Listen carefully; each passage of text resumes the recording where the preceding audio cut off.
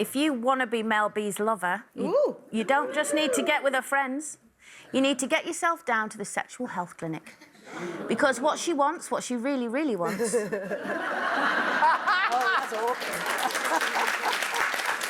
...is a joint sexual health check. But anyway, joking aside, so with sexually transmitted infections on the rise in older women, is Mel right to be so upfront about sexual health when starting a new relationship? And should everyone's third date be to a sexual health clinic? Third date? I don't think so. Third date? First date, if you're worried. If you're going out with me. What do you think, Gloria? Me? Well, she's looking at the older one, right? I'm hardly in the dating game at the moment, either first or third night.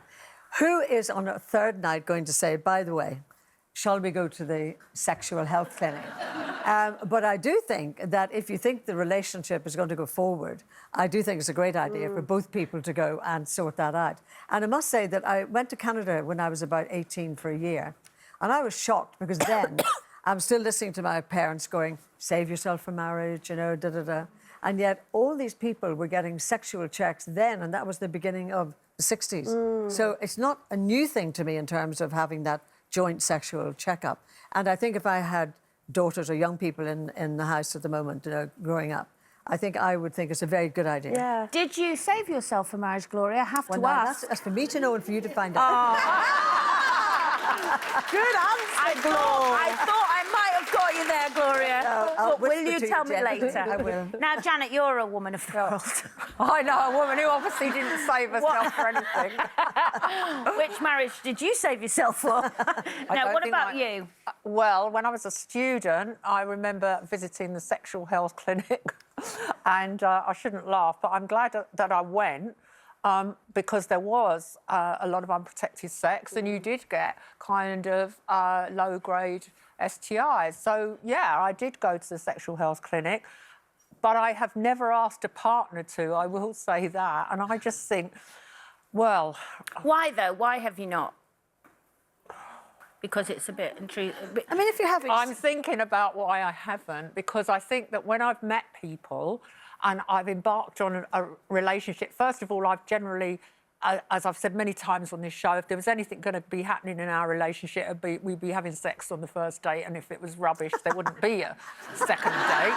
And I realise that is completely out of step with how young people are today. But presumably it's safe sex you were taking care of. Yes, and also, don't forget the HIV crisis and the tombstone ads and everything else did really scare people and educate people at the same time.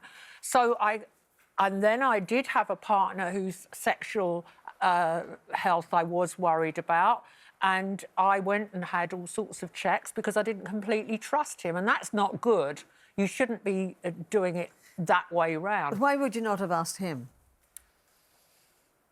I think that I suspected he was up to something, and I didn't really want to confront him about it. Yeah. Why do you think it is on the rise? Well, because he was a musician. Why do you we think all know it's what on they the rise, get up to. Janet, with older women then? Well, I think at the moment that why we have to take this seriously is that there's a huge rise in sexually transmitted diseases amongst my generation. Yeah. And I think it's down to two things. Ignorance and that reticence you saw with me, like don't really like talking about it, something that happened when I was a student and back in my earlier days, and now I can't have children, can I? You know, it's ignorance, can I still get all these diseases? And also, to be honest, a lot of women my age and men too are divorced, and, you know, we're fit, we're healthy, and we're still having sex. Isn't it amazing? Well, but if we are going to have sex, we do need to... I know... Colleen,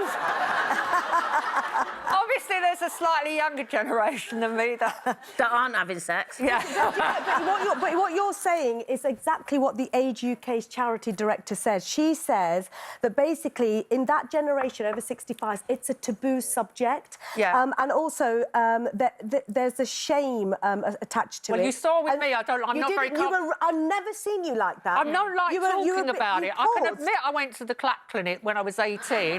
But it's not something that's like part of my daily life now. But looking at these figures, maybe more of my generation ought to be taking Well, she says seriously. sexually active older people are at greater risk of STIs than they need to be or ought to be. And she says that health professionals should be open about discussing sexual health with older people and certainly not jump to the conclusion that just because they're older, they're not having sex, which I think is really important. But I was just going, sorry, Colleen, I'm just going to say, though, do you think it's that once women are past the age of having babies and the threat of getting pregnant is gone, that obviously they're going to have sex more freely because they're not worried about that aspect? It still doesn't take care of, you know, the safe sex STIs, element. yeah. But I'm assuming that, you know, if the condom that the government was giving out during the whole thing of AIDS, that gives you protection anyway, doesn't it? Or Yeah, not? it didn't give you 100% protection, but it gave lot. you a lot of protection.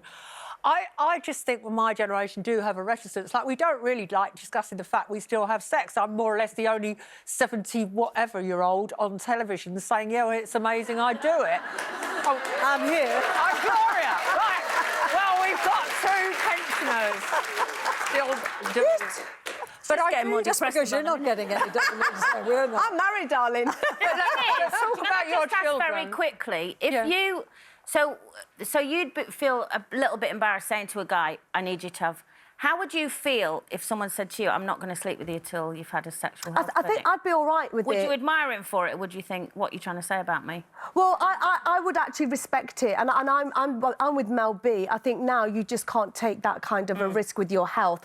But it's really interesting listening to you two, because I think with my daughter now, who's, you know, when she gets older, if she comes to me and says, Mum, I'm going to go to the sexual clinic, I would probably go with her, and I think that's really responsible, and I appreciate it. It wouldn't be a taboo or an embarrassing subject, so I think it's good. But I do think this is really important, where if it is on the rise in the older generation, then health professionals should encourage people to talk about it, Yeah, rather than, you know, Maybe not on the first date. no, probably not on the first date. Yeah.